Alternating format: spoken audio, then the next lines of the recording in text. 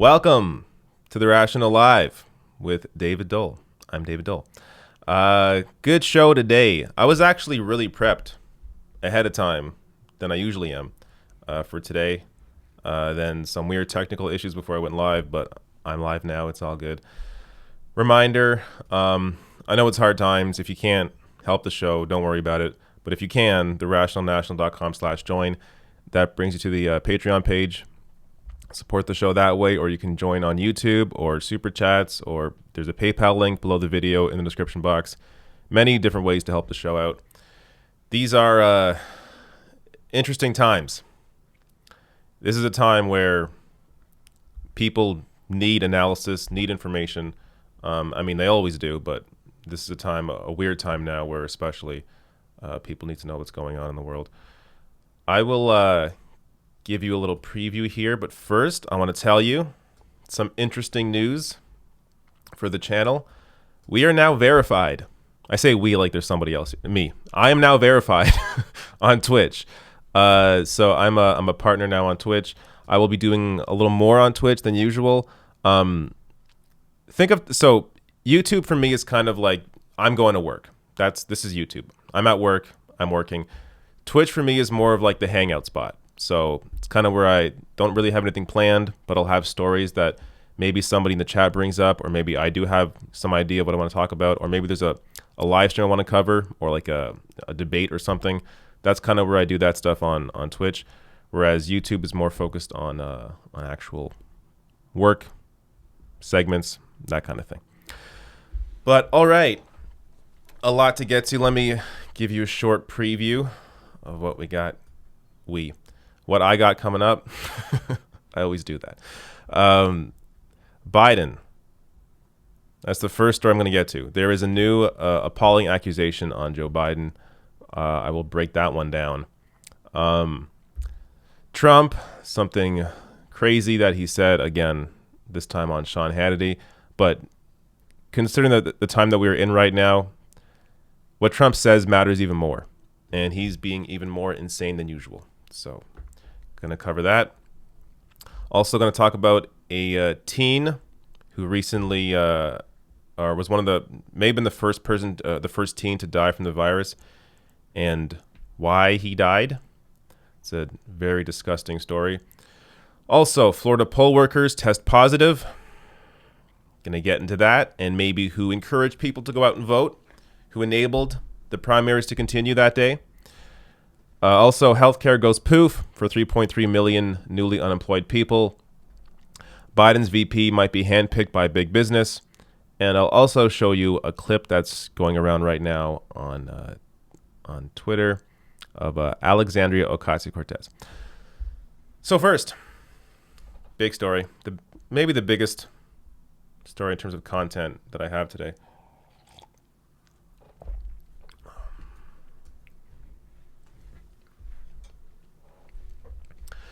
So Joe Biden has been hit with a new appalling accusation from a former staffer. This is from Tara Reid. She is a Biden staffer from the 1990s, and this is a sexual assault allegation. So I'm going to break the story down, but first, before I even get to her words and exactly what happened here, this story actually broke earlier this week, and I was waiting for the mainstream media to pick this up, maybe do their investigation into it, since they have the resources to kind of look into these stories a little more. No one's picked it up. MSNBC, CNN, the New York Times, as far as I've seen, unless something happened in the last hour or so, I have not seen any of these major corporate outlets pick this up. They are essentially protecting Joe Biden. If this had happened to anybody else, or at the very least, if it happened to Donald Trump or Bernie Sanders, you can bet they would be covering this. But they're not covering this. So thankfully, there are incredible journalists out there that are covering this and did break the story. First, let me play for you. This is about a 2-minute clip from Katie Halper's podcast. Or you should go look up Katie Halper on SoundCloud. You can find this entire discussion. But let me play about 2 minutes here from, again, this is Tara Reid, former Biden staffer, discussing what she experienced in the early 90s. And he just said, "Hey, come here, Tara." And then I handed him the thing, and he greeted me. He remembered my name. And then we were alone, and it was the strangest thing. There was no like exchange really. He just had me up against the wall, and I was wearing like a skirt and a business skirt, but I wasn't wearing stockings. It was kind of a hot day that day, and I was wearing heels. And I remember my legs had been hurting from the marble, of the Capitol, like walking. And so I remember that kind of stuff. I remember like I was wearing a blouse, and he just had me up against the wall, and the wall was cold. And I remember it happened all at once. The gym bag, I don't know where it went. I handed it to him, it was gone. And then his hands were on me and underneath my clothes. And yeah, and then he went, he went down my skirt, but then up inside it. And he penetrated me with his fingers, whatever. And he was kissing me at the same time, and he was saying something to me. He said several things, and I can't remember everything he said. I remember a couple of things. I remember him saying first, before, like as he was doing it, "Do you want to go somewhere else?" And then him saying to me when I pulled away, he got finished doing what he was doing, and I kind of was pulled back, and he said, "Come on, man, I heard you liked me." And that phrase stayed with me because I kept thinking what I might have said. And I can't remember exactly if he said I thought or if I heard, but it's like he implied like that I had done this. Like, I don't know. And for me, it was like everything shattered in that moment, because I knew like we were alone. It was over, right? He wasn't trying to do anything more, but I looked up to him. He was like my father's age. He was this champion of women's rights in my eyes. And I couldn't believe it was happening. It seemed surreal. All right, so I'm going to stop it there. Again, you can listen to the full clip on Katie Halper's SoundCloud. If I chop this segment into a separate video, I will link to it below the video in the description box. But, okay, some more context here. Part of this story initially came out from Tara Reade when Lucy Flores accused Joe Biden of sexual harassment. So in response to that, because at the time Lucy Flores was getting a lot of crap over that accusation, Tara Reade wanted to come out and support Lucy Flores by also sharing her story. Well, Tara Reade got smeared. Now, she didn't share all of the story at the time. She wasn't ready to do it. She's done it now.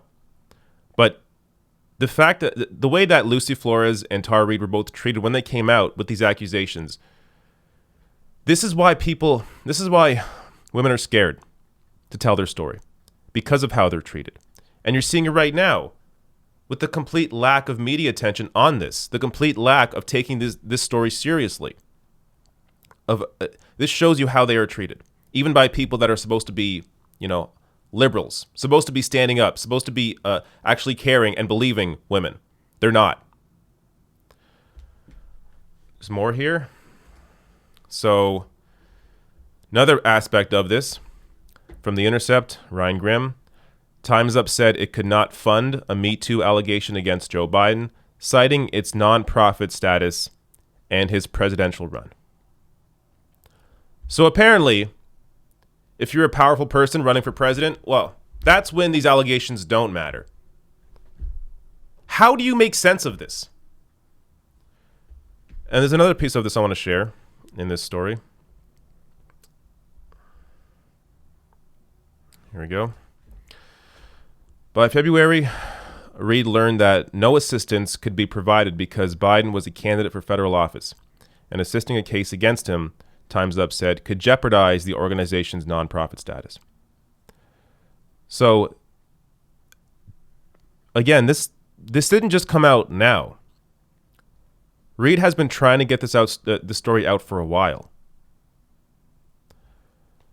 I also want to give you, there's an update to this. on this page here. So update from The Intercept. Reid has given an interview with podcast host Katie Halper, part of which I showed you, describing her time in Biden's office and in what she described as a sexual assault in 1993.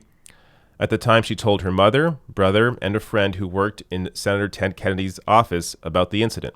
Her mother has since passed away, but both her friend and brother told The Intercept they recalled hearing about it from her at the time. Reid's friend, who asked to remain anonymous so as to not be a part of the public blowback, said she discouraged Reid from coming forward at all, concerned that she would be attacked and would never get the apology she was hoping for. Reid and her brother, Colin Moulton, both said that their mother urged her to call the police, but her brother urged her to move on instead. Quote, "Woefully, I did not encourage her to follow up," he said. "I wasn't one of her better advocates. I said, let it go, move on. Guys are idiots." Moulton, who lives in Georgia, said he voted for Gary Johnson in 2016 and has no intention to vote for either Biden or Donald Trump. The experience in Biden's office derailed her life, Reid's friend said. Quote, "Back then people assumed girls just get over it," she said.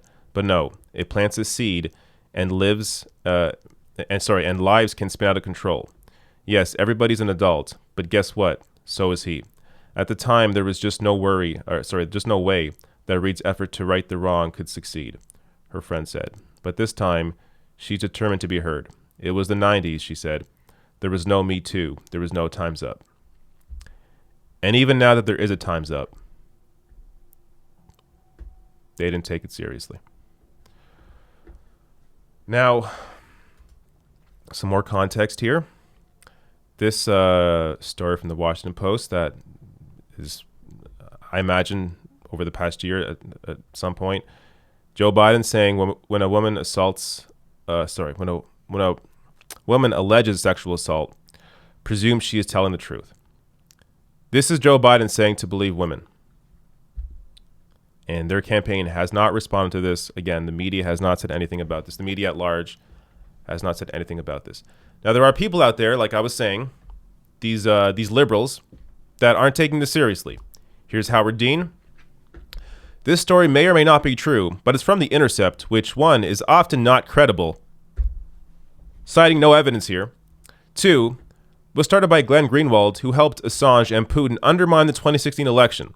I tend to believe victims, but skeptical about sources like this. They are the fox of the left." Oh, are they? If they're the fox of the left, then why the hell did they break this story about Kavanaugh? The exact same reporter, Ryan Grimm of The Intercept, broke the Kavanaugh story. Broke this story. How are they the fox of the left? Howard Dean is such a horrible person, but he's a representative of this side of the party, this side of politics, these liberals, where they only believe people when it's convenient for their politics. And just to give you more context here on exactly what Ryan Grimm broke, Intercept reporter Ryan Grimm, who broke the news of the letter detailing allegations against Brett Kavanaugh on Tuesday, explained why Christine Blasey Ford's accusations were delayed in becoming public. The same reporter that broke that story also broke this one. Yet Howard Dean, can't believe them. No. Again, these people are fucking soulless. Nathan J. Robinson has a tweet here that breaks down the timeline. Tara tried in the 1990s. No one would listen. She tried in April 2019 when Lucy Flores spoke, but Flores was ignored and smeared, and so was Tara. She tried in January 2020, but she was denied Me Too support because it was Biden. It's not that she's speaking now, but that we're listening. And if you think about it, like, if you want to act like this story is fake, and this is simply done to take down Joe Biden, this would be the worst time to do it. In the middle of a global pandemic, when Biden's leading by hundreds of delegates, is the presumptive nominee for a lot of networks already. Why would this be brought up now to take him down? You would have brought it up when he won South Carolina, or you would have brought it up when he won Super Tuesday, or you would have waited for this and brought it up a week before the general election against Donald Trump. But no, it's brought up now because it's a real story. She's been trying to get the story out forever.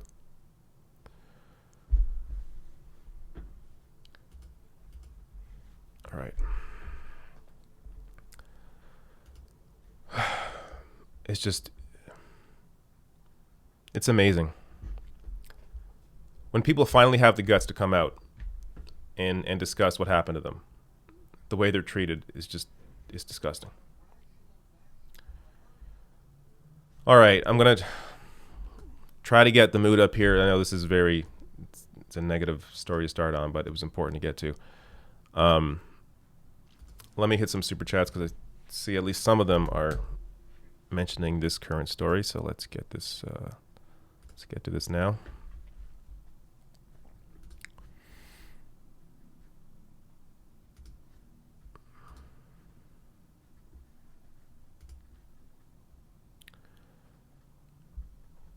All right, first, let me go to Anthony. Anthony P says, you can tell Lucy is telling the truth because there are videos of Biden smelling girls' hair and kissing them. Yeah, you're right. I mean, I could have also brought that up. This is a long pattern of behavior. It's not like this is completely out of the blue, and Joe Biden's never shown any, any actions that may, be credible in a situation like this, or may lead to understanding how he could do this. But he's been doing this for years in public. He's been acting like this. Now, obviously, the allegation is a lot more serious than what he's been doing in public, but it's completely within that sort of behavior. Lucky Star sends a super chat. Thank you. Francisco Pina says, I want to see what you have to say about the bill that just passed Congress, David. I talked a bit about that yesterday, at least in terms of the Bernie Sanders aspect of it. I'll bring it up a little bit more when I get to the AOC clip. But basically, it's a massive giveaway to corporations.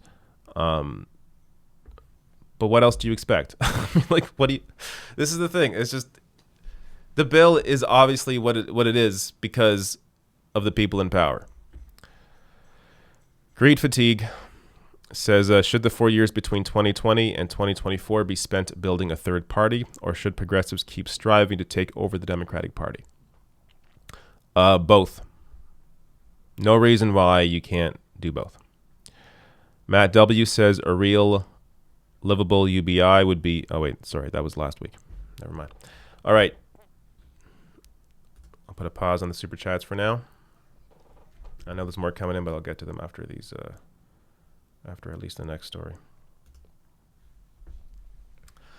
By the way, I'm not sure how everyone's feeling this week. I definitely feel a lot better than, like, last week. My stream was like an hour long. I could barely even get through it. I didn't feel well, and mentally I didn't feel well either. But now it feels like the world still sucks. Obviously, this pandemic is just insane, but it's now the new normal.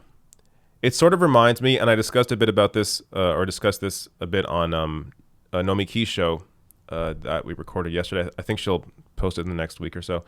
But how it reminds me of when Donald Trump became president, where the first week you're just like, is this even real? Like, what's going on here? But then afterwards, it just becomes your world, and it's accepted, and it's normal. I feel like I'm in that point now with this pandemic. This is just normal, and now my focus is back on the stories and informing people and what we got to do to push through this. So I definitely feel a little more at ease this week, even though,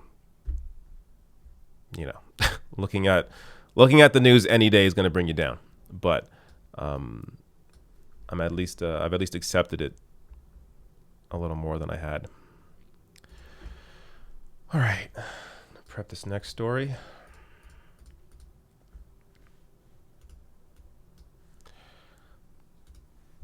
If you guys haven't heard what Donald Trump said today or last night on Sean Hannity's show, my God, the man is the one person you do not want to be in control during a pandemic is in control during a pandemic.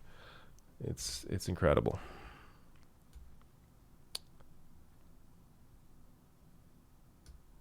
Okay.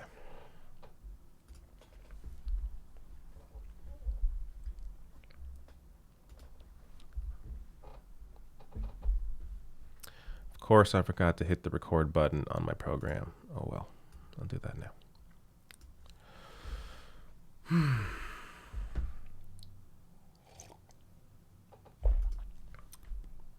All right. So, President Donald Trump appears to think this is just about over. This pandemic, who cares? You got to get back to work. Ventilators, who cares? You don't need them. This interview on Sean Hannity's show on Fox News, I mean, it really shows you the one person you do not want to be in control right now during a pandemic is in control right now during a pandemic. So let me play this clip for you. Emma Viglin's response here is spot on. Oh my God is correct. Listen to this. I don't believe you need 40,000 or 30,000 ventilators. You know, you go into major hospitals sometimes, they'll have 2 ventilators, and now all of a sudden they're saying, can we order 30,000 ventilators? So, look, it's a very bad situation. We haven't seen anything like it. But the end result is we got to get back to work, and I think we can start by opening up certain parts of the country, you know, Farm Belt, certain parts of the Midwest, other places. But I think that, as an example, you go to Texas. There are places in Texas, great governor, Greg Abbott. There are places in Texas where, you know, this is a tremendously big state that aren't impacted by this. So I think we can open up sections, quadrants, and then just keep them going until the whole country is opened up. But we have to open up. The people want to get back to work.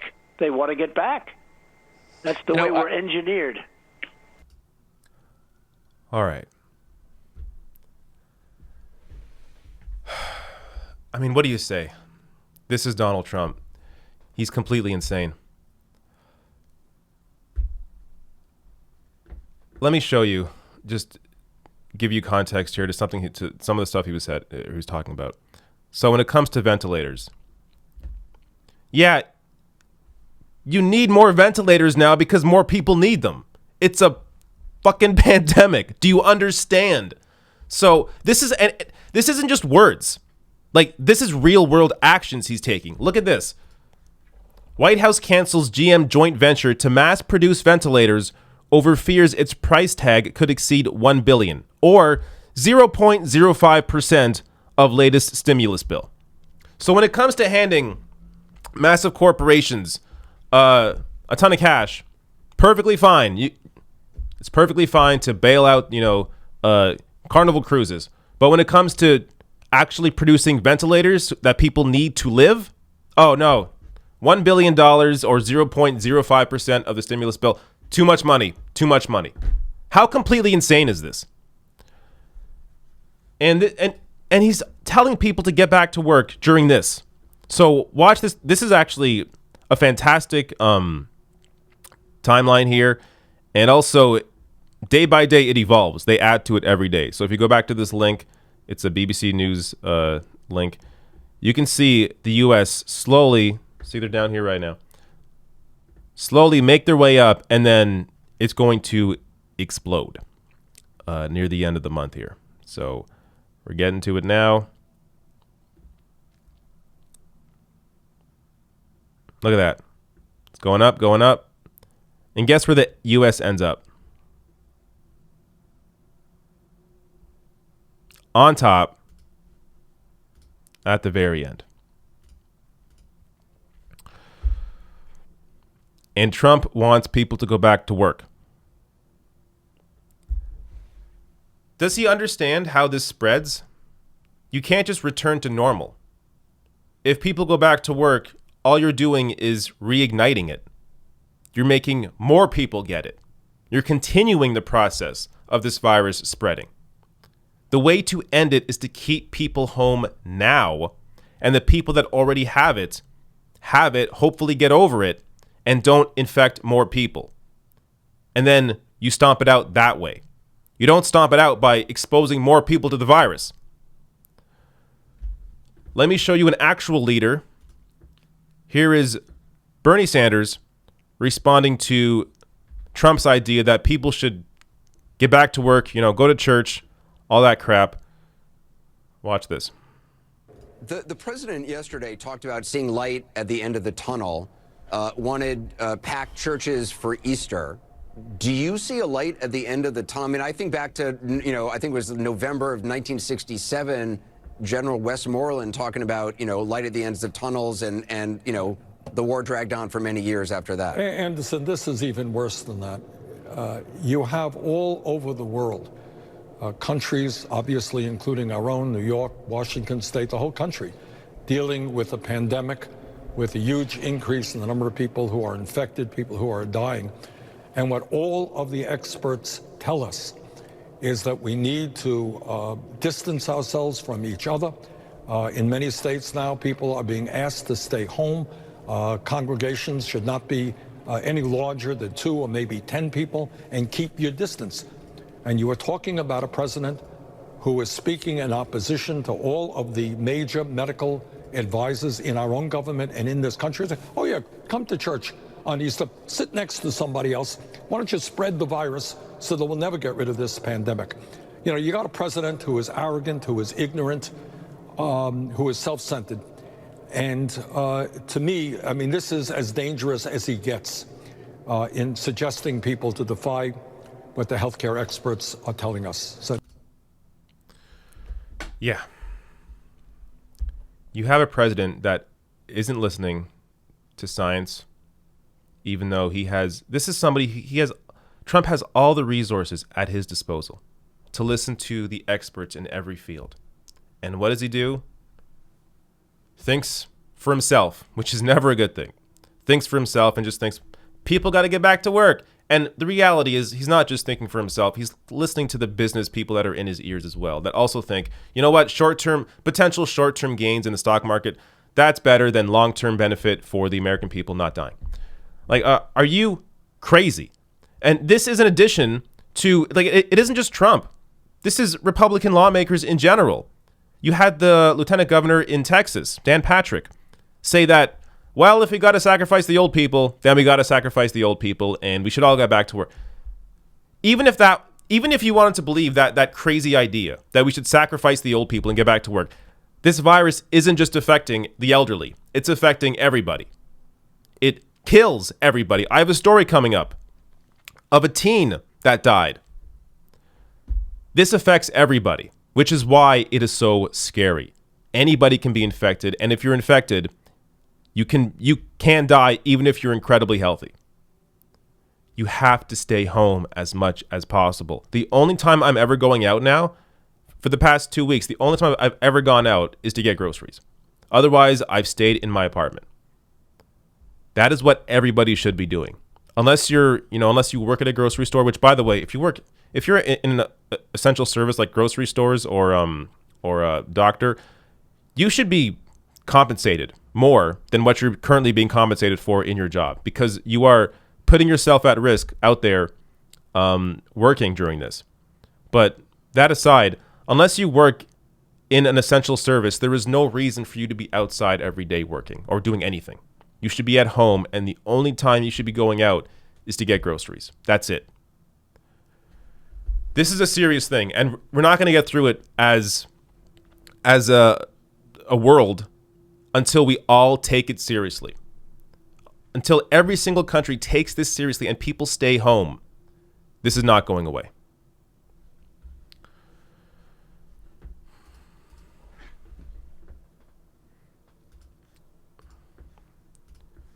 All right. And by the way, I saw someone just say in the chat, I have to work. Your employer is putting you at risk. If you can't work from home, your government should be taking care of you. That's the reality. In Canada, I had a story on this. You will get $2,000 a month for the next 4 months. If you lose your job or have to stay home because of this crisis. In addition to that, now they have Canada has introduced a 75% wage subsidy, so employers can still pay their employees at least partially. But yeah, if if your job is still trying to get you to work, I don't know what to say. But you're putting yourself at risk, and you're not even just yourself. You're putting yourself and everybody else at risk. All right, let me get some super chats.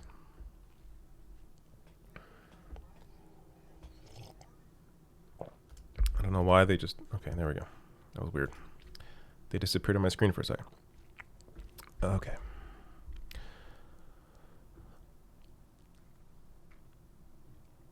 Nick says Yahoo had an article on Tara Reid, but has been deleted. It can still be found on its sports section. Are you serious? I saw that Yahoo had posted it. That was the only place, I guess, mainstream outlet that had posted a story on it. I got to look into that myself. That's crazy that it's only available in the sports section. That sounds like a joke. So I'm just reading a super chat. I'm not sure if that's real, but if that's real, Nick, that is crazy. Junior McGrath says, David, I'm so depressed. I despise Trump, but I can't, out of good conscience, vote for Biden. I know in terms of judges, Biden would do better, but like he said, fundamentally, nothing would change. I hear you. This is going to be an ongoing discussion going into November. Again, assuming Biden wins the nomination, we really don't know what may or may not happen. A lot of these states are being pushed back. Clearly, Biden is not all there. But assuming he wins the nomination, Biden does, we're going to have ongoing discussions about what voters are feeling. And I totally hear you. I hear you. Nick says, update, Vox has an article on Tara Reid now too. Good. At least Vox is doing something. Mandeep Singh says, you forgot the conflict of interest with Time's Up using Anita Dunn as their PR firm, who also is a Biden senior advisor. It's sickening. Yes, good point. I should have brought that up. Yes. Somebody in Biden's campaign, Biden senior advisor, works for Time's Up, which may indicate why they aren't taking the story seriously. Nick Baker says, hi, guy. You see the Alberta health minister story? I have not. Alberta health minister story. If I can do a quick Google search and see a headline, I will just briefly mention what that is. Alberta health minister accused of berating Calgary physician, intimidating citizens. All right. I don't know what this is. I can't read the story now, but it sounds like it's something worth looking into. Thanks for bringing that up. Maja says, can you imagine if Bernie has been elected in 2016? How different things would be. I know we don't need that kind of thinking, but we need him in power now. You're right. If Bernie wasn't screwed in 2016, and at this point, I'm almost positive that he won the Iowa caucus in 2016 because of how close that race was and the weirdness around it. And you see now that Iowa this time had to actually report every step of the way what was going on and how many mistakes there were. I'm almost positive Bernie won that caucus back in 2016. And him winning that and New Hampshire would have completely changed the entire primary. One more super chat here before I move on. Two more. Yeah, two more. Mandeep Singh says, David, I work for a third-party company who sells Coke, no hazard pay, masks, sanitizer, nothing, fend for yourselves. Nothing, fend for yourselves while we potentially get sick or die. Juan Garibay says, Tara Reid was interviewed on Rising yesterday. Yeah. You can check out her interview on The Hill Rising as well. All right, next story.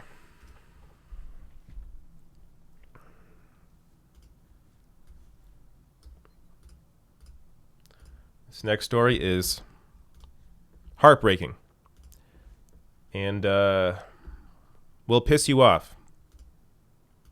At least it pisses me off.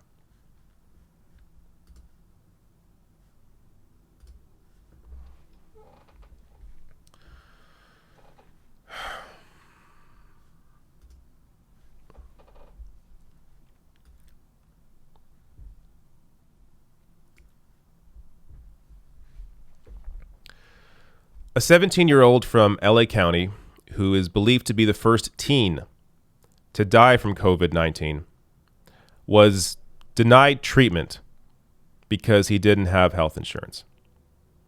This is the United States of America. A 17-year-old dies from this virus because he didn't have health insurance. Let me show you the story here.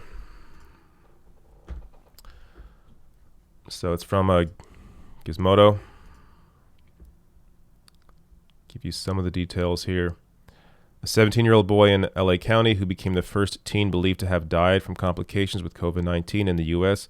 was denied treatment at an urgent care clinic because he didn't have health insurance, according to R. Rex Paris, the mayor of Lancaster, California. Quote, "He didn't have insurance, so they did not treat him," Paris said in a video posted to YouTube. The staff at the urgent care facility told the teen to try the emergency room at Antelope Valley Hospital, a public hospital in the area, according to the mayor. En route to the hospital, he went into cardiac arrest. When he got to the hospital, they were able to revive him and keep him alive for about 6 hours, Paris said. But by the time he got there, it was too late. A little more here. The name of the urgent care clinic that refused to treat the teen has not been released. Mayor Paris explained in his YouTube video that the 17-year-old is believed to have had no underlying conditions that may have contributed to his death. He had been sick for a few days. He had no previous health conditions on the Friday before he died. He was healthy. He was socializing with his friends, the mayor explained. This tells you a few things. First of all, this affects everybody. This virus, regardless of your age, regardless of your health, it can impact you. I know I've read a few stories now that are saying that it could potentially be genetic, the way that this virus treats you, or the way that the way that your body reacts to the virus, and how much of it affects you may be genetic, which is why it could explain why some people that are incredibly healthy are being really debilitated by it. But the other thing this story tells you is that if the U.S. had Medicare for all, if this kid was covered, he would have got help sooner, healthcare sooner, and could have been saved. But you live in a for-profit healthcare system, which is completely insane. So when people don't have health insurance, which, by the way, look what's happening now. 3.3 million people. U.S. employment claims soar to 3.3 million, quadrupling record from 1982. All of these people that many of them have health care through their employer, where's that health care now? It's gone. Poof. Done. How can anybody possibly argue against Medicare for all at this point? How can you possibly argue against a single payer system that would guarantee you health care regardless of your job situation? I mean, before any of this happened, I would discuss again and again the benefits to Medicare for all. The fact that if you were laid off, you would still have health care. If you didn't like your job, wanted to leave, you would still have health care. If you wanted to go back to school, still have health care. If you wanted to start a business, hire other people. Not only would you have health care, the people you hire would have health care under a single payer system.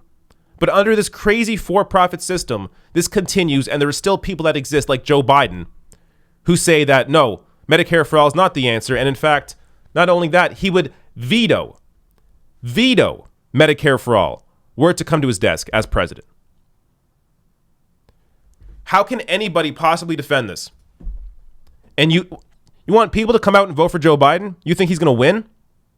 You think non-voters, typical non-voters that didn't come out for Hillary in 2016, the people you need, the people Democrats need to come out for them in 2020, you think those people, young people, are going to come out for Joe Biden, knowing what they know about him and about what he wants to fight for or doesn't want to fight for?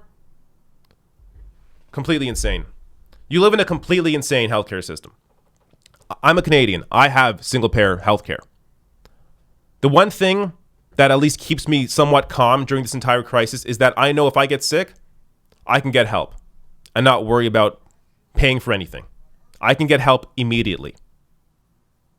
I'm not going to be transferred to a hospital where I then suffer cardiac arrest on the way to the hospital and die. Just a completely insane system.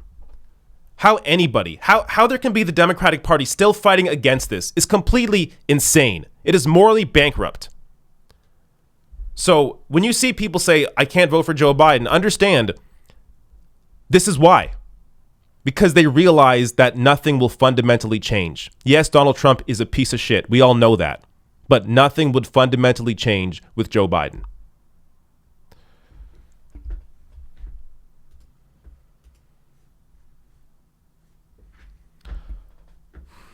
All right.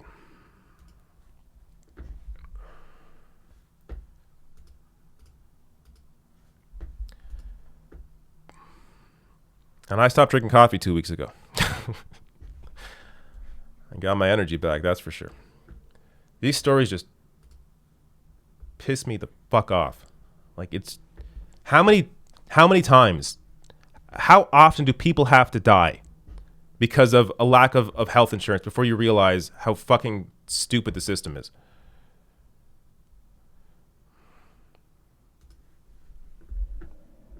And the reality is most people know. At least most Democratic voters know. Even in states Joe Biden was winning, Medicare for all was winning a majority of support, because most people know the current healthcare system in the U.S. is garbage. And even with that, what does the Joe Biden campaign and the Democratic Party do? Listen to Big Pharma. They listen to health insurance companies. What they care about are what their corporate donors think. They don't care about what the voters want, what the people want. They don't care about actual science, what would actually help people save lives. They don't give a shit. What they care about is money.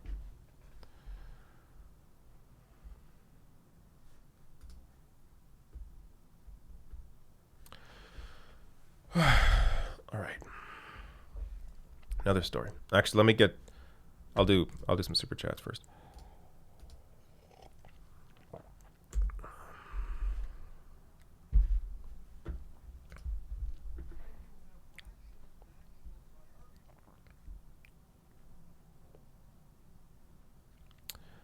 Jack F says, thanks for being calm. I can tell this was sent before the last story. Thanks for being calm and for still looking good. If you appeared all of a sudden with a 2-inch beard with crumbs, I'd probably start to panic. Thanks, Jack. NOYDB. Washington Post today, quote unquote, Bernie won. Breed capitalism died. I don't know what that story's about. I'll look into that. Melissa H. says, this should be our pledge, especially now. I pledge allegiance to the Tao and to the oligarchy for which it stands, one nation under their thumb, divided by class, with liberty and justice for few. Did you write this yourself? That's really good. I'm going to read this again. I pledge allegiance to the Tao and to the oligarchy for which it stands, one nation under their thumb, divided by class, with liberty and justice for few. That is hilarious and very sad at the same time because of how accurate it is. That's really good, Melissa. Thank you. Ravi Parimi says, I think I get your name wrong every time. I'm sorry. But Ravi says, I like Angry David. Americans need to wake up and realize how rigged the system is. Yep. Thank you. And thank you for your generous donation. All right. I'm going to pause there for now in the super chats. Let's get to the next story. I don't like how you can see my t-shirt under my shirt. Looks very unprofessional.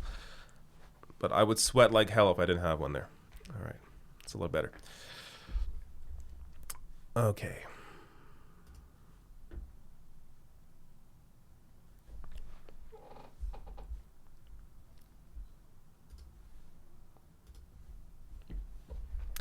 Two Florida primary poll workers have tested positive for the coronavirus. And this is after, as you're going to see, what DNC Chair Tom Perez encouraged people to do on that very primary day. First, let me show you the story here from Politico. Two poll workers from one of Florida's frequent trouble spots for elections have tested positive for coronavirus, the supervisor of elections for Broward County said Thursday, Governor Ron DeSantis pushed to proceed with the state's March 17th presidential primary, even as other states halted or delayed their primaries due to fears that having thousands of voters heading to the polls would spread the virus. So, actually, let me finish this here. In a short statement, the Broward office said county staff and other poll workers at the locations have been notified of the situation and have been advised to take appropriate steps. A spokesperson for Broward County Supervisor of Elections, Pete Antonishi, something like that, said one of the poll workers tested positive on Thursday. Okay, so they point the finger at Ron DeSantis here, which of course, Governor Ron DeSantis deserves criticism here for continuing on with this primary. But you know who else deserves criticism? DNC Chair Tom Perez. DNC Chair Tom Perez also had no problem at all with people voting on that primary day when Florida voted. So watch this. This is a reminder of what he said back then. This is on MSNBC with Chris Hayes. It is your view that this can be safely conducted tomorrow. Who have you been consulting to come to that view? Well, again, we didn't intervene in that case. No, I know. This is a state matter, but I'm asking your position as Tom Perez, the head of DNC. Sure. My understanding is you're saying you agree with the states that are going forward. Yes, we respect what they're doing, and we always encourage everyone. And I was in contact today with people in a number of these states, including but not limited to Arizona, and again asking them if they believe they have the systems in place that enable them to put the elections on tomorrow, and they do. And Republican and Democratic governors have made that judgment that they can do that. I don't think it's for me to second guess those judgments, Chris, and so. I respect that. And again, the point I'm making is there's a broader issue here. And that broader issue is we ought to make it easier for people to vote. There you go. Tom Perez was not pushing to delay these primaries, despite all the warnings. At the time, there was a CDC warning saying no gatherings of people over 50. Yeah, you look at lineups at all of these precincts, all of these states on primary day, definitely voters gathered with more than 50 of them. So it is completely insane to think that you could have gotten through this and had nobody get the virus when you have these giant crowds lining up to vote. And it doesn't it isn't just Tom Perez's words. It isn't just him saying, "Oh, well, the states decided, what no big deal." No, look at what he actually did. So there is more to this. Willfully choosing not to listen to scientists, DNC Chair Tom Perez under fire for urging states to hold primaries despite coronavirus crisis. That Tom Perez is encouraging this and threatening states who postpone in-person voting is criminal. Tom Perez didn't just say on MSNBC, "Oh, who cares if they vote?" No, he also was putting in steps that would actually punish the states if they were to delay their primary. Threatening them, saying that their delegate count or they may receive less delegates if they were to postpone. So actually, let me find that exact quote here. Here we go. Delegate penalty. So, quote, that Tom Perez is encouraging this and threatening states who postpone in-person voting is criminal, Ryan Grimm tweeted, referring to a DNC memo sent last Wednesday warning that states could face a delegate penalty if they push back their scheduled elections. It's not out of the question that when this is over, there could be demands for prosecutions of those who knowingly did this, Grimm said. So it isn't just simply Tom Perez saying, "Oh, I don't care. I talked to the states, they're ready." It isn't just him saying that, which in itself is wrong. It's also the fact that he's willing to punish states that actually delayed their primary to save their voters' lives. So this is, when you see people that are angry with the Democratic Party, of course, I'm not talking about conservative voters. I'm talking about people that otherwise you'd think would want to vote for Democrats are saying this time that they're done. This is one of the reasons why Joe Biden's one of the reasons why party leadership, Nancy Pelosi, Chuck Schumer, and their complete lack of leadership and their complete lack of fight during this entire crisis is why. This is why people are done with the Democratic Party. Leadership has to change. Tom Perez has to go. Pelosi has to go. Biden has to go. Schumer has to go. For any of this to actually change, for this Democratic Party to actually represent people and care about people, the leadership has to change. Until that happens, the party is going to continue to lose people, and you're going to see voter suppression, not voter suppression, but people, less and less people coming out to vote for the Democratic Party, which is why Joe Biden, I mean, if he wins a nomination, if the election even happens this year, who knows the way things are looking. If it still happens, Biden will need a miracle to win against Donald Trump because of how many people have been turned off by the Democratic Party and how they have treated their voters.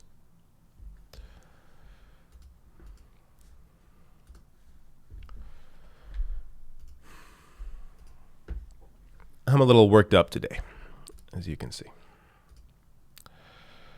I need some water. I'll be right back. Take a very short break. Let's say 2-minute, 1-minute break. We'll see what happens. Be right back.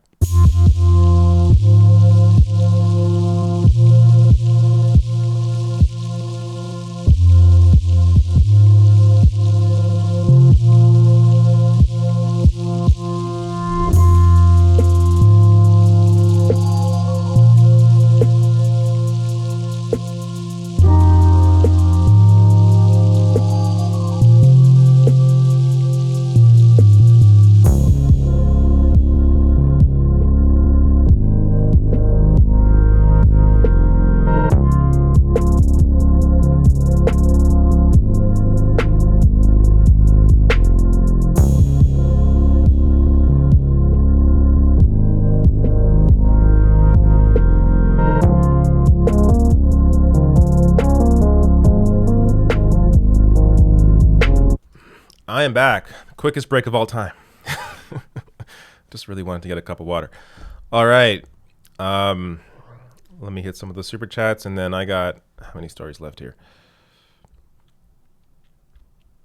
About 3. 2.5 maybe. As I didn't really prep this story for the AOC clip, but I do want to share it. All right. Super chat time. I really appreciate all the support. I know this is definitely it's a tough time for a lot of people as well. So I appreciate it.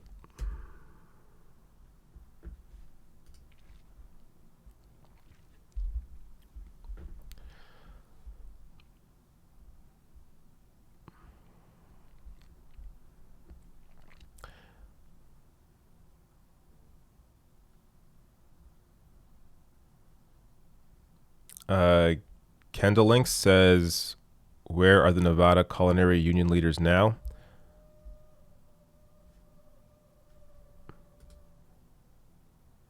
Did you hear that? The fuck was that? Okay. I just heard a noise in my computer that was really odd. Anyways, where was I? Kendall Link says, where are the Nevada culinary union leaders now? I'm sure many of their members are no longer employed. I don't know. I'm not sure. I hadn't thought about that. Leroy Beresford said Antelope Valley was a part of California's 25th district. Yeah, where Cenk Uygur was running. Indeed. Melissa H. Yes, David, I wrote that. Oh yeah, the thing from earlier, the pledge. Awesome. That is a brilliant pledge. Do you have a Twitter? You should tweet that out. Because that's spot on. DV says, do you think Bernie could make a dent as third party? Yeah, I think he could, actually. I think it would be a miracle to get him to actually go third party, because I think he would view himself as the potential spoiler and hand Trump the race. But honestly, I think Bernie could actually win if he ran as third party. But It would be hard to convince him to run. Yada News says, when are we going to start calling people who don't like Medicare for all or take the virus seriously murderers? It's a fair point. Definitely what they advocate for leads to death. Kasdan Simonson says, should we start a third party? Here's the thing, third parties exist. The issue is there are no national figures that are really able to that lead any of them, that get enough support. So I guess you could start another one and make, but the thing is, it's not the American system. This is why I've always been for taking over the Democratic Party, because the American system is not set up for multiple parties. It is not set up for third parties. It is a two-party system. The systems that are already in place, be it how the debates operate, be it how just state to state, how there are already existing there's already existing infrastructure in place state to state for both parties. To replicate that with a third party, you need a ton of friggin' money. That's the issue here. You need a ton of friggin' money, and people that are actually socialist, actually left wing, actually democratic socialist, we don't have a lot of money. There is no real I don't think a billionaire democratic socialist exists for obvious reasons. So it is hard to find the investment needed to actually have a successful third party. That said, a third party candidate in the sense of an independent candidate, like a Bernie Sanders running for president, I think is still possible. I think it's still possible he could win if he did that. But there is the question is, would he just split the vote and give it to Trump, even though I think Trump would win anyways? I don't know. We don't have the answers to any of these questions is the problem. Tex US Progressive says, you're so hot when you get worked up. Damn, boy. That's really funny. Thank you.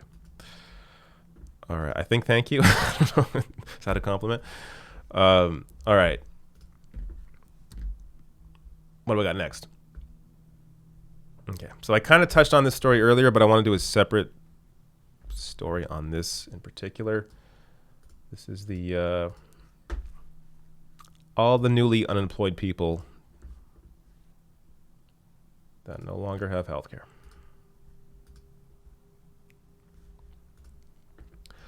Also, I got to say, all the support is amazing.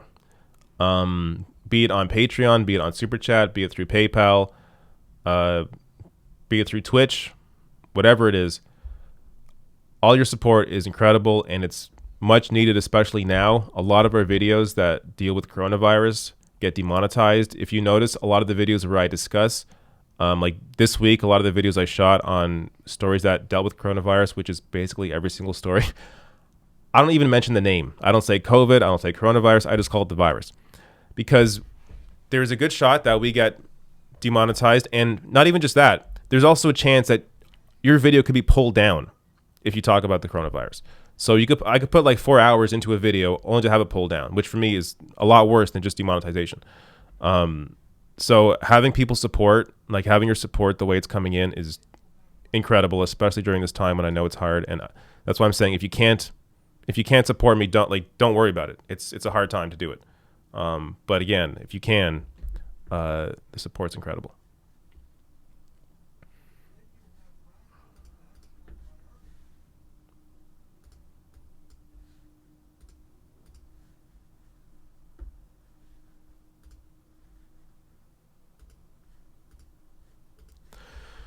Okay. So I kind of did the story earlier, as I said, but whatever. This is a more dedicated version of this story.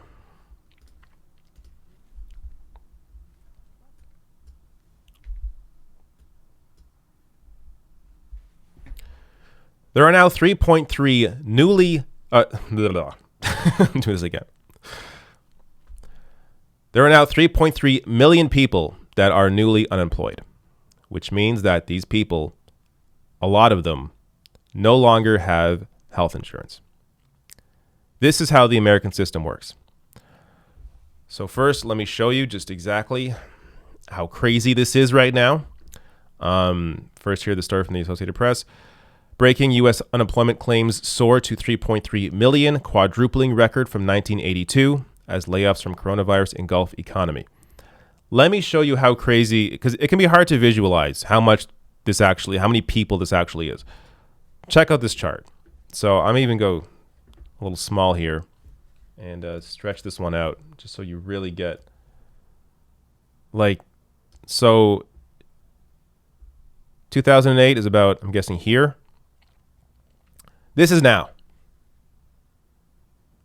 This is insane. Not even just the US, this is happening globally. Really, we have never seen anything like this. And when you live in a healthcare system where a lot of your healthcare is guaranteed to you through your employer, your healthcare is tied to your employer, what happens? That healthcare goes poof. Gone. How there can be anybody that still exists fighting against a single payer Medicare for all system, I mean, just blows my mind. That anybody would still be against Medicare for all at this point, seeing what happens during a pandemic. There is absolutely no way. There was no way before to defend the current for-profit American healthcare system. But now, it's even more obvious. There is no way to defend the current system. So I've discussed this before, but it's important to mention it because I don't know who watches these videos. I'm Canadian. I live in a single-payer system. Healthcare is guaranteed to me. I never think about healthcare. During this crisis right now, the one thing that keeps me calm is that I know if I do get sick, I can get help and not have to worry about anything. I get the healthcare I need. There's no talking to insurance companies, no making sure I'm covered, nothing. I just get the help I need. And that's the way it always is. I never think about healthcare until I need it, and then I get it. All I have to do, say that it's not a pandemic. It's just a typical, we're in normal society now. I don't feel well. Okay, I want to see my doctor. I call my doctor. I make same-day appointments with my doctor. I know it's not the case for everybody, but I can make same-day appointments with my family doctor. See my doctor that day. Walk in, show my health card to the receptionist, wait for 5 minutes, get called in, see my doctor, leave, go home. That's it. That's it. If there's a prescription, I rarely ever get prescriptions, but when I have, they're incredibly cheap for the most part. Now, there are some people in Canada, pharmacare still isn't guaranteed to you. It's still not universal, but it is cheaper than Americans. As one example, insulin is 10 times the cost in the US than it is for Canadians. So anytime I've ever need to get a prescription, a medication, it's been like $20 at most for like a month of pills. So it's never been an issue, at least for me. But under Medicare for all system, your costs, your pharmacare costs would go down. But also, like, I had surgery once. Simple, easy process. Scheduled ahead of time. I walk in on the day it's scheduled. I have the surgery. I go home. That's it. Like, I'm laughing because I feel like it's so simple, but it's also, for me, it's so obvious.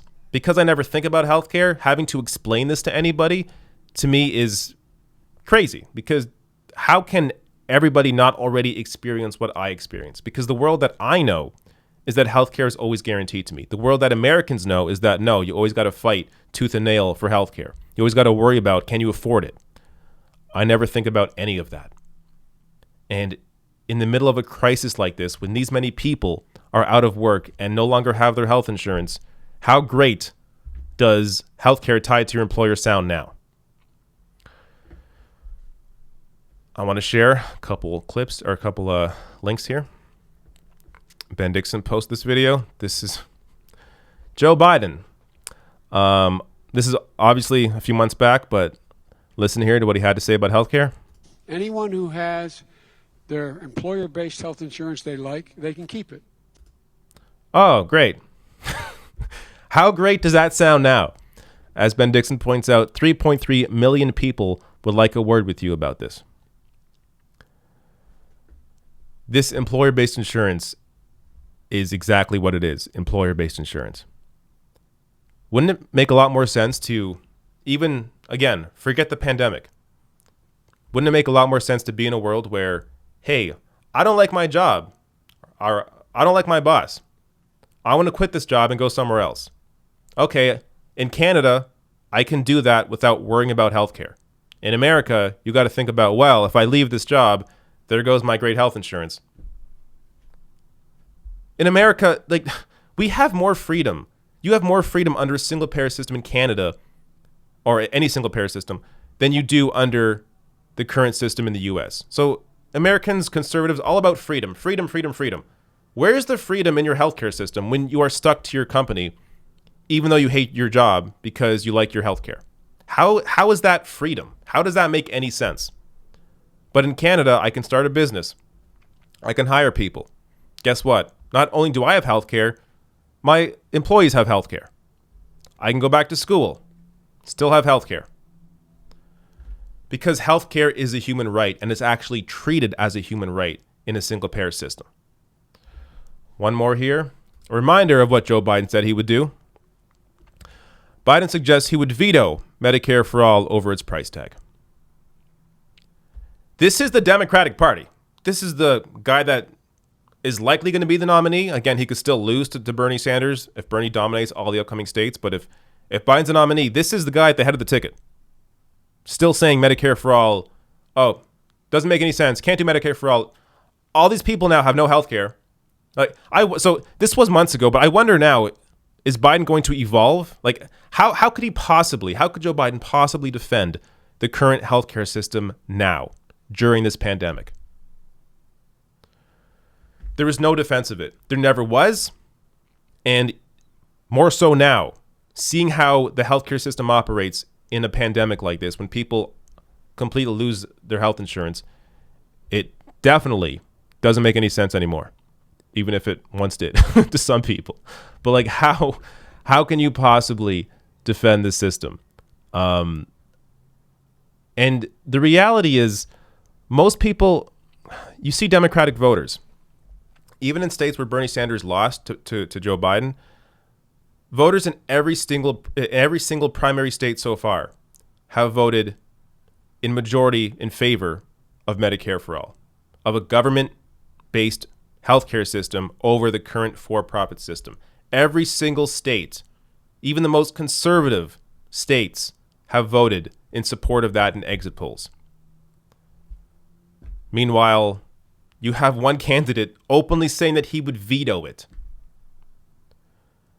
I just don't get how anybody defends the system. And the only reason they still do, I mean, at least the only reason that Democratic leadership still does, is because of their ties to Big Pharma, their ties to the health insurance industry. That is the only reason they still defend the current system, is because they don't care about people's lives. All they care about is the money.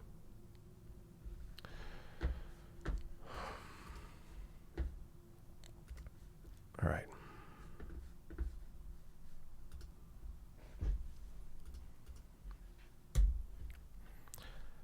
I got 2 more stories, or really 1.5.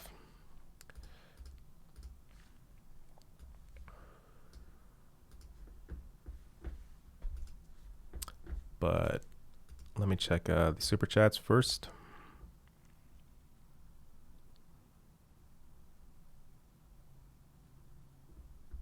Where was I?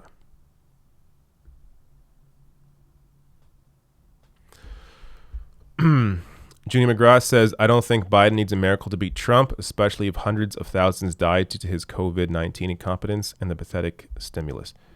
That is a fair point. I think it's fair to say that a lot of people over 45 that didn't vote in 2016 will come out and vote this time. I still don't think Biden's going to get out a lot of younger voters. But if there are enough people that didn't vote over 45 in 2016 for Democrats that will come out this time, then yes, Biden can still win. But ultimately, how much is really going to change? culturally, definitely would be an improvement in terms of you no longer would have, a white supremacist in the White House. That's obviously an improvement. In terms of judges, it's an improvement in terms of social issues, cultural issues. But apart from that, and I know those are big issues, so you can't just ignore that. Which is why I'm saying it. I would never shame anybody, whether you vote for him or not. I understand both sides. But if Biden wants to actually ensure that he can win, if he's a nominee again, then he has to do something to actually reach out to people. Actually reach out to people under 45. Actually reach out to the Sanders supporters that make up at least 40% of the party. And right now he's not doing it.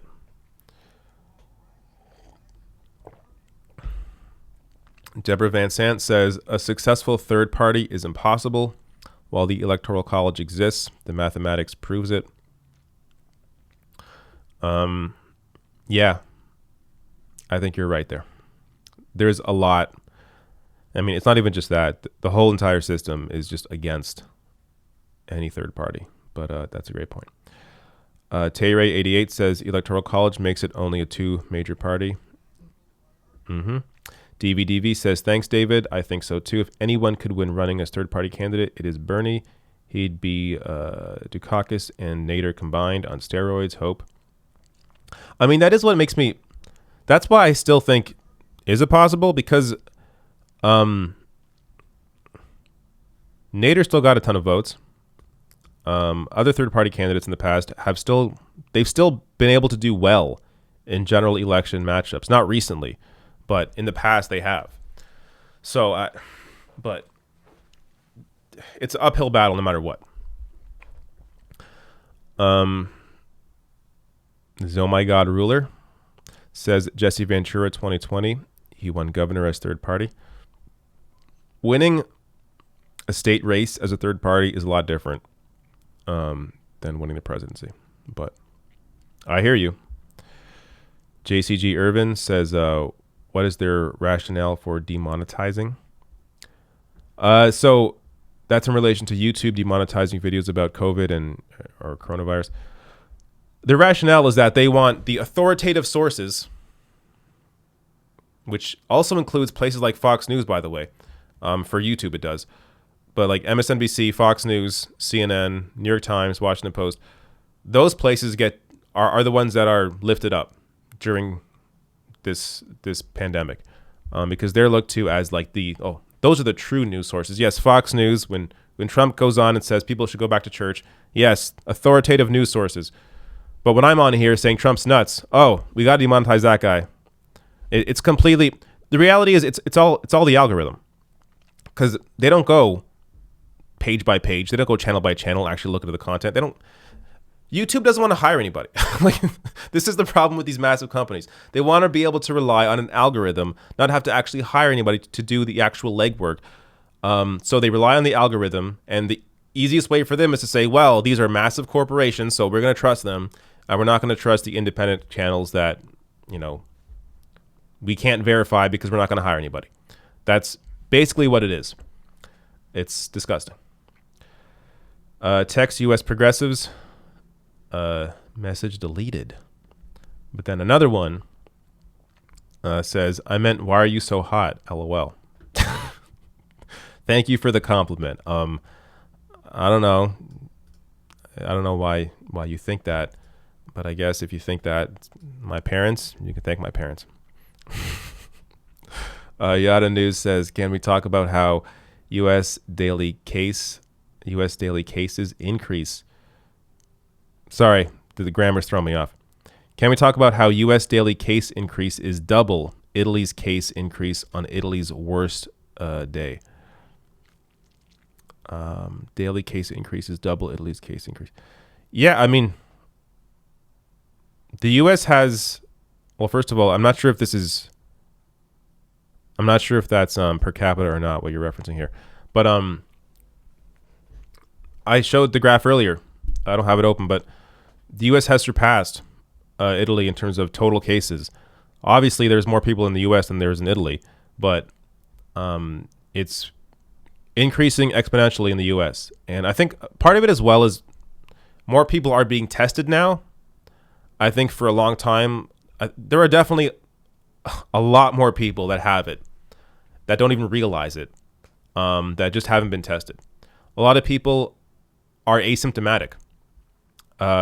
Someone like a lot of these celebrities that have coronavirus aren't showing many symptoms, or if any. Idris Elba, the actor, he has it, didn't show any symptoms. He only got tested because he was near Sophie Trudeau at a We Day in the UK, and she has it. So he thought he should get tested. He got tested. He has it, but isn't showing any symptoms. Boris Johnson has it now. Like a lot of these people that are around, like celebrities or politicians that are around other people a lot, tend to be getting it, because if you're around a lot of people that are traveling all the time on airplanes, as politicians and celebrities often do, that's a good way you're going to get it. But it is interesting how a lot of them aren't even showing symptoms. But yeah, the U.S. is not in a good place right now. That's for sure. Rocket6923 says, regarding child separation at the border, how would you address the child trafficking argument? What would you say to the people who argue that children don't go to jail with their parents? This question is out of left field. Child separation at the border, how would you address the child trafficking argument? What would you say to the people who argue that children don't go to jail with their parents? I don't know what the argument is. I'm not even sure what you're arguing.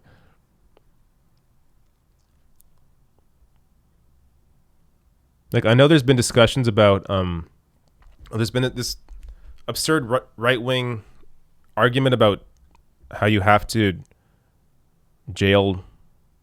separate children at the border because maybe they're being trafficked. But like, that shit was going on before Trump was putting all these people in jail, or locking all these people up, or separating all these families, I should say. And like, there's ways to look for that, but in most cases that isn't what's going on. In most cases, just the people crossing are just actual families that are crossing the border. But I feel like this discussion right now is not, I can't imagine too many people right now are trying to get into the U.S. So I don't even know. I don't think this question is really applicable at the moment, but it's, I don't know. It's something I haven't thought too much about in terms of what you're saying. Louis Denoa says, thanks for all you do. Thank you. Progressives Abroad says, live in Norway, can't return to U.S. because healthcare. Yeah. Yeah, if you need healthcare, you're not going to want to come to the U or go to the U.S. You see, I did a story yesterday, Trump putting troops, or wanting to put troops on the Canadian border. It's like, all right, go ahead. Ain't nobody crossing from Canada into the U.S. And then some people are saying, oh, it's because Trump wants to make sure Americans aren't leaving to go to Canada. You think Trump cares if Americans leave to go to Canada? I don't think that really is the issue here. That's more of a Canadian issue, less of an American issue. Where was I? Okay, I'll pause on those super chats. Let me get to the next story.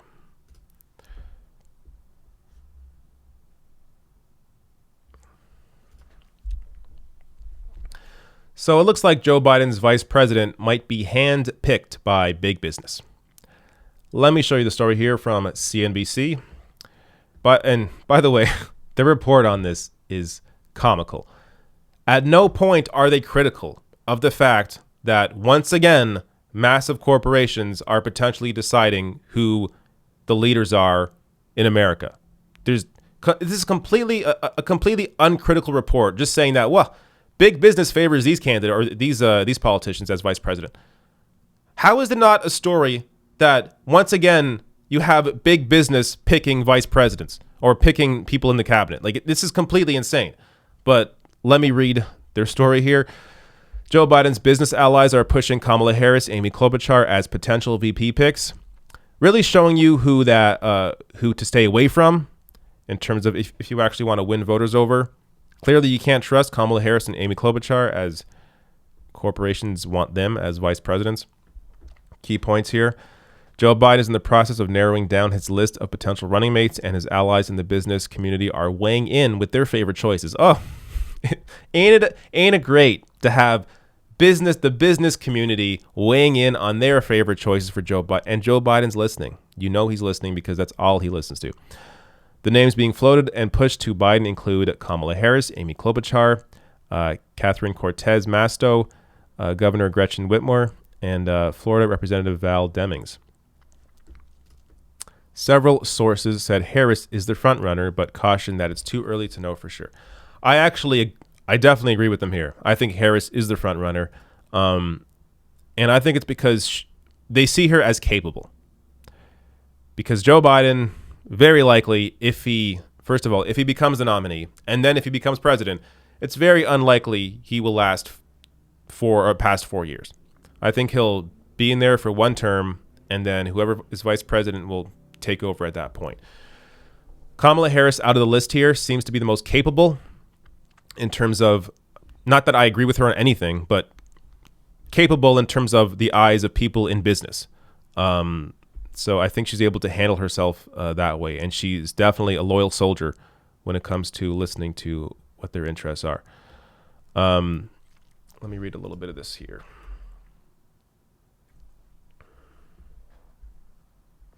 Since Biden announced earlier this month that he plans to pick a woman as his nominee for vice president, leaders of Wall Street, Silicon Valley, and other industries have been reaching out to him and his presidential campaign about whom they think should join him on the ticket, according to people with direct knowledge of the matter. It's just amazing. Like, again, completely uncritical. You got leaders of Wall Street, Silicon Valley. Oh, it sounds awesome.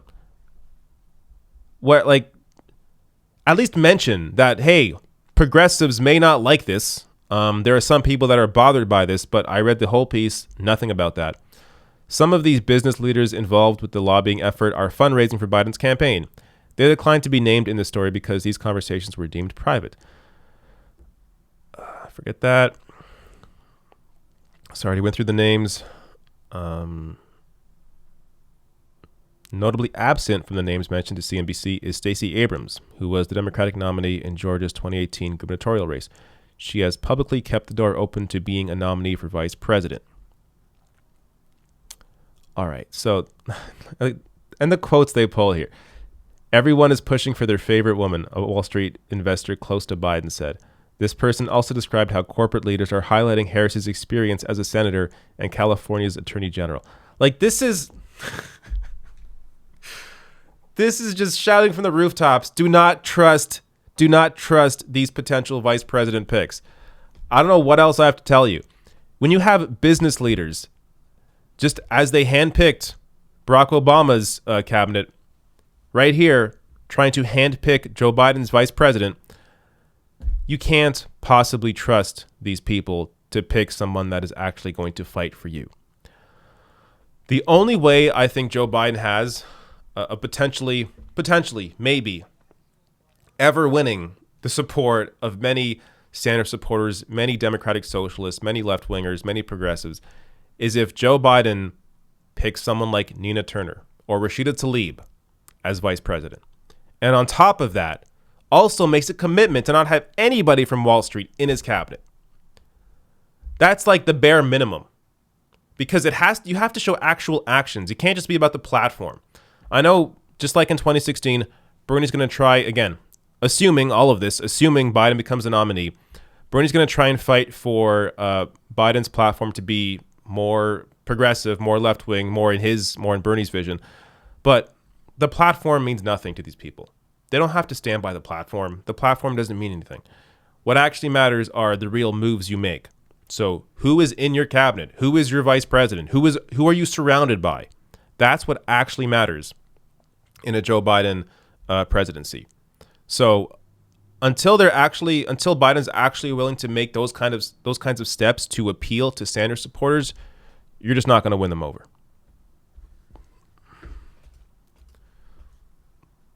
All right.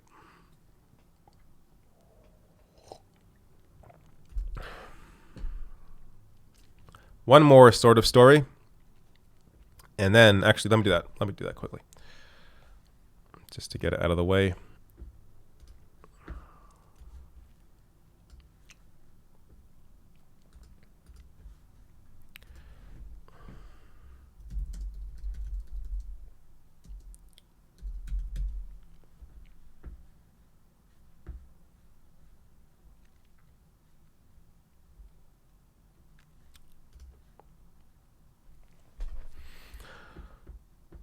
Just a minute here.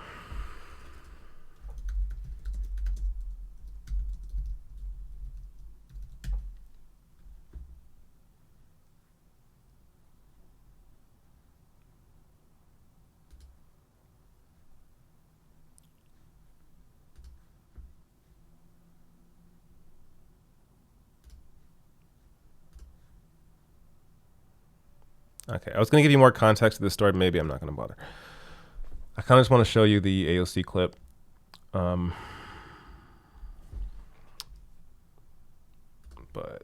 you know what? I feel like I should give some context.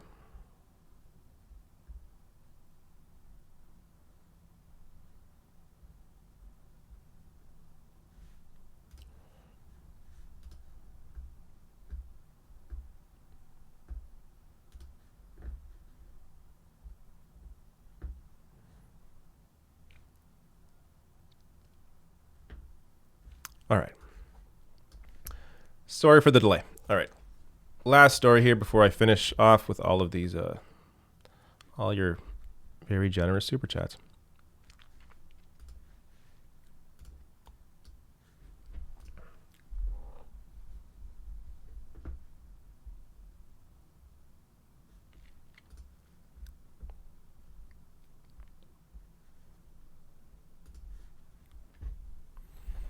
Alexandria Ocasio-Cortez was on the floor of the House fighting against the relief bill, the pandemic bill that just passed. So I want to show you this clip and also show you what some of the criticisms are from people in the know. So first here, check this out. One of the few people in government in Washington actually fighting for the best interests of people. Check this out. What did the Senate majority fight for? One of the largest corporate bailouts with as few strings as possible in American history. Shameful. The greed of that fight is wrong for crumbs for our families. And the option that we have is to either let them suffer with nothing or to allow this greed and billions of dollars, which will be leveraged into trillions of dollars, to contribute to the largest income inequality gap in our future. There should be shame about what was fought for in this bill and the choices that we have to make. What did the Senate... So there you go. Clearly, AOC is pissed off, as she should be, as a lot of people are, about what this bill actually prioritizes, which, of course, is corporate bailouts over people. So in the bill, people that make under $75K are going to receive a $1,200 check, one-time check, not a UBI, not a monthly thing, one-time check, $1,200. And then if you make over $75K, it eventually tapers off to, I believe, once you make $99K or above, then you get nothing. And on the other side of that, massive corporate bailout for giant big business. Now, I understand big business is, like, this is a situation right now that isn't, for once, really their fault. That said, to prioritize their interests and to not tie that to ensure that they're actually going to keep their labor force. They can still take this money. These massive corporations can still take this money, still lay off most of their employees. There is no guarantees here that the people that are going to benefit from those corporate bailouts are actual people. No, the people that will actually benefit from these corporate bailouts are the executives at the top of these companies, like it always is. So that is why she is pissed off here. There is not enough in the bill. And just to compare, in Canada, we have, so we are pushing forward, and or Trudeau is $2,000 a month for the next 4 months for anyone that's been impacted by the virus. So whether you lost your job or whether you got to stay home and take care of your kids, you get $2,000 a month for the next 4 months. And then you can still apply for what's called EI, employment insurance, or in the US, unemployment insurance. So you could still receive unemployment insurance afterwards, after that 4 months is up. So you're still taken care of. And on top of that, they also are now pushing a 75% wage subsidy. So employers for small and medium-sized businesses. So those employers can still be able to pay their employees up to 75% of their wages. So comparing to what Canada has to what the US has done, clearly Americans are not getting enough. I want to share, so I'll get to some criticism here of the bill. This is from Democracy Now! Total system failure. Congress pushes $2 trillion pandemic bill. Will Dems allow corporate coup? So let me read some of this here. We continue our look at the massive $2 trillion coronavirus relief package, the largest stimulus bill in U.S. history, with author Matt Stoller, who argues the country will be unrecognizable after this pandemic if big corporations walk away with trillions of dollars and no strings attached. So I imagine this is a whole video here. Actually, let's watch a bit of this. This is Democracy Now! I'm Amy Goodman. We're broadcasting from the epicenter of the pandemic in the United States, from New York City, as we continue our look at the massive $2 trillion coronavirus relief package, the largest stimulus bill in U.S. history, with a guest who argues the country will be unrecognizable after this pandemic if big corporations walk away with trillions of dollars and no strings attached. Joining us via video stream is Matt Stoller, as so many guests are representing are self-isolating in their homes to protect the larger community and themselves. Matt Stoller, research director at the American Economic Liberties Project, author of the book Goliath, The 100-Year War Between Monopoly Power and Democracy. His column for The Guardian is headlined, "The Coronavirus Relief Bill Could Turn into a Corporate Coup If We Aren't Careful." So the House is clearly passing this unprecedented $2.2 trillion bill today. Matt, what are your concerns? Well, I mean, it's not really a $2 trillion bill. It's more like a $6 to $10 trillion bill. So one of the reasons you can tell that the bill is packed with corporate goodies is that, Congress is debating and trying to figure out, is it $2 trillion, a bunch of money for hospitals or money for cities. And meanwhile, a couple days ago, Larry Kudlow is on a press conference and says, actually, this is a $6 trillion bill. It's like, how does a bill go from $2 trillion to $6 trillion without anyone really noticing? And the answer is there's a bunch of stuff in there. And, there are people on Wall Street chattering about how it's actually going to be 10 trillion because, what's another 4? And that's how you know that the bill is just packed with stuff for Wall Street, for large monopolists. And it's done through a variety of opaque slush funds, the Federal Reserve, the FDIC guarantees of bank debt. There's a whole bunch of stuff that, some of us who worked in the financial crisis noticed, paid attention to, said, oh, that's where they're stealing all the money. And so there's a bunch of stuff in there that's going to get to Boeing and airlines that we know about, has been reported. There's also a bunch of stuff that's going to get to the hedge fund guys that are bunkering down in their, in their underground wine caves or whatever. And meanwhile, the stuff that we need, for normal people, the ventilators, the unemployment, that's going to dribble out. Small business is going to dribble out. And so what you're going to see is the $4 to $6 to $8 trillion of basically no cost or low cost guaranteed credit is going to be used by Citibank, JP Morgan, and then any big monopolist or large company that can get access to it to buy up their competitors and buy up small business who are obviously now in a really distressed state because they don't have any revenue. So that's what's going to happen. And I look forward to all of the progressives who are supporting this, like Congresswoman Ilhan Omar, supporting a wealth tax later on for all the wealth that they are right now transferring to Wall Street. That'll be fun. CNBC's Jim Cramer. So you can see here, Matt Stoller's not happy. And he's going after progressives as well. Now, the issue that some of these lawmakers are in is that this is because of how few of them there are that actually care, like Bernie Sanders, like AOC, like Ilhan Omar, like Rashida Tlaib. There are so few of them that even if they were to try and fight for the best possible outcome here, they're going to lose when it comes to a vote. There just isn't enough of them. So like when the bill passed the Senate, it passed 96-0. everybody, including Sanders, voted for it. Now, Sanders was able to get in his piece, which was about guaranteeing 100% of people that 100% of wages for people making under 75K a year. So I believe that applies to big business. But so he was able to get that piece in.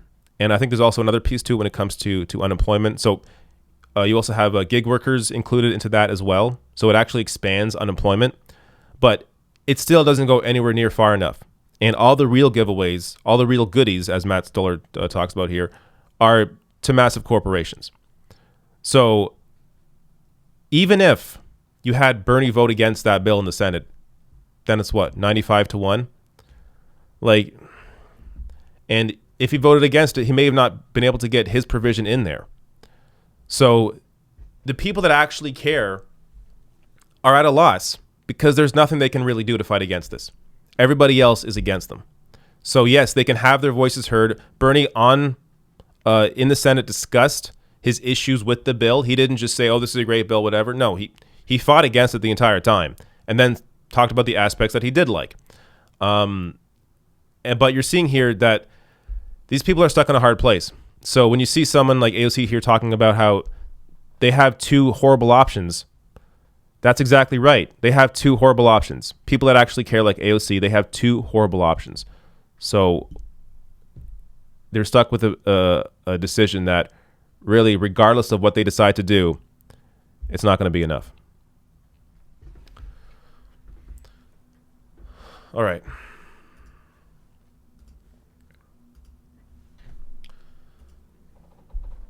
Okay, finish with these super chats. Again, appreciate all the support. Everybody is really, really kind today. I'm impressed considering all the shitty times we're going through. But also hit the like button. And while I got you all here, hit the bell notification. If you haven't hit the bell icon below the video, hit it right now. So you're notified when a video goes live. That is the best way to stay up to date on my stuff because oftentimes YouTube is not really good at notifying people, even subscribers, about when I have videos up. But if you hit the bell notification, then you should be getting notifications. All right. I think I stopped here. Jack F says, health insurance is something earned/competed for in USA. Had a corporate meeting about how lucky we are compared to other companies.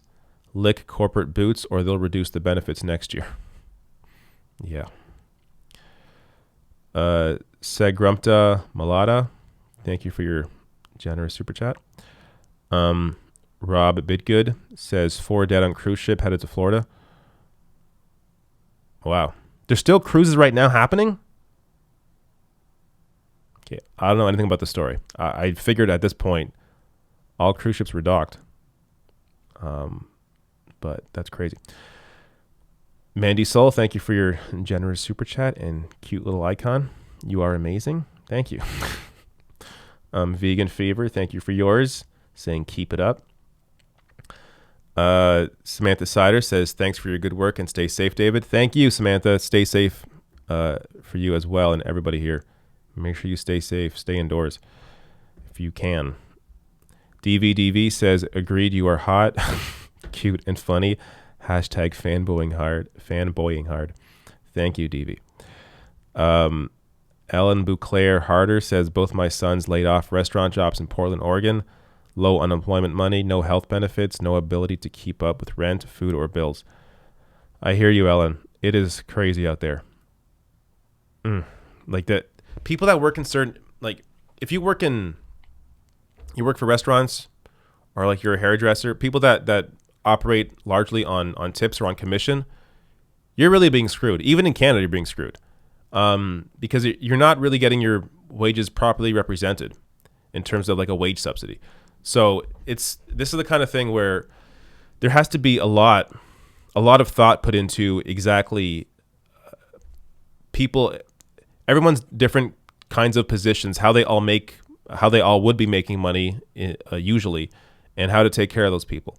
But I think, Ellen, what you're talking about is what a lot of people are going through, and it's devastating. T-Serin Kindy says, any other way to support you besides credit card? The Streamlabs link below the video where it says like tip. I think they accept PayPal, but I'm not sure how. I mean, if you don't have PayPal or credit card, I'm not even sure how you would buy anything online. So there's a PayPal link below the video as well. Yeah, forget. When it comes to Streamlabs, you could just send through PayPal if you care about not using credit card. But PayPal or credit card is basically, I think, the only way to buy things online. So I don't even know how you would support me otherwise. But I think that's it. John O'Shea, thank you for your super chat. Pertherian says, keep in there, man. A lot of people need balanced reporting. Love from Sweden. Thank you. John Cordero sends a giant heart. Thank you, John. Mark Whitall says, good job, mate. Cheers from Germany. Thank you, Mark. A lot of positivity today. I like it. A lot of positive people. Amy Whitman. Sorry, mouth dry. Amy Whitman says, thank you, David, for all the great work you do. Thank you, Amy.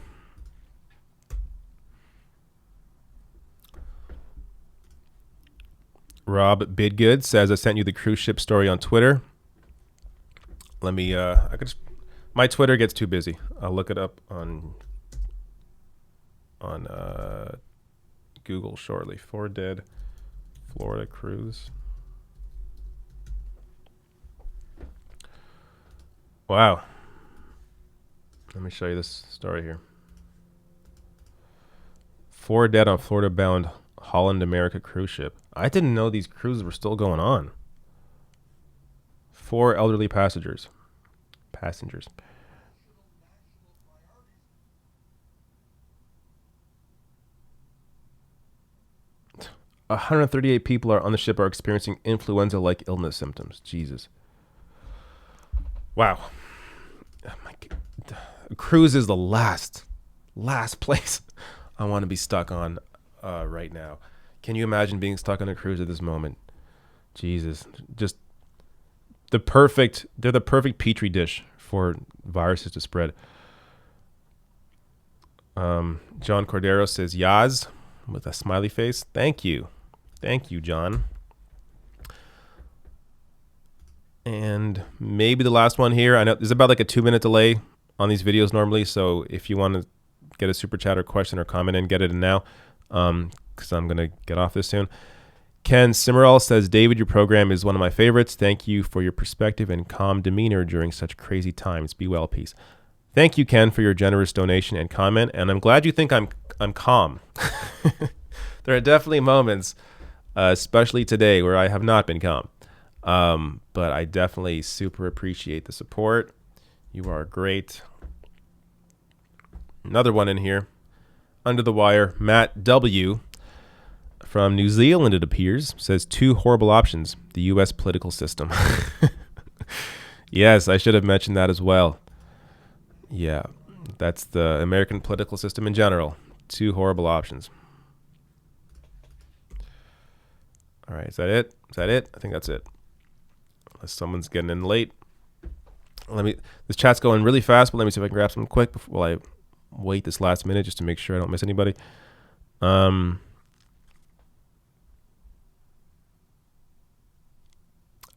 point, Rosa. I caught this chat. Rosa 18 plus says, vote in progressives down ballot. Yes. Even if you're someone who, at this point, maybe you've decided you're not going to vote for Joe Biden. Again, I'm not saying either way what you should do.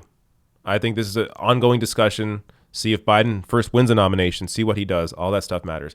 But if you've decided you're not going to vote for Joe Biden, you should still go out and vote for Democrats down ballot, especially progressives that are on the ballot, because it matters. You can't deny there's a difference between Republicans and Democrats, especially when it comes to cultural issues, social issues. There is a difference for sure.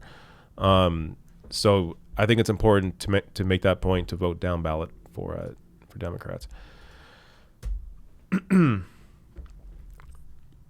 One more in here. Dwayne Bramble. Dwayne's back, says, if we the people don't get our shit together, we might end up living like The Last of Us. That was a great game, but not a world I want to live in, for sure. Great point, Dwayne. All right. Is that a new member? New member. What's up, Beth? Beth Daniel, new member. Another one, too. Rebecca Silva, new member. Cool. I may have missed others, but that's just who popped up on my screen now. Janice Sykes, new member. NOYDB, new member. Cool. I missed some of these earlier. They show up in a different window. But thank you, everybody, for supporting the show. One last refresh just to make sure. I hate missing people at the end of streams like I usually do. Okay, it looks like I got everybody. All right. Thank you all for coming. I'll be back next week on Friday, of course, 3 p.m. Eastern for another live stream. Come check it out. In the meantime, subscribe, hit the bell notification icon. Also, if you're on Twitch, or even if you're not on Twitch, get on Twitch. The link below the video in the description box to twitch.tv/therationalnational. I am now a partner on there, so I'm verified. I'll be doing a little more on Twitch. It's kind of like the hangout spot for me. YouTube is more my workplace, whereas Twitch is the hangout. So come follow me on Twitch and come chat with me on there whenever I do streams. Potentially this weekend, actually. Maybe even tomorrow I'll be on Twitch. We will see. All right. Thank you all, and see you later.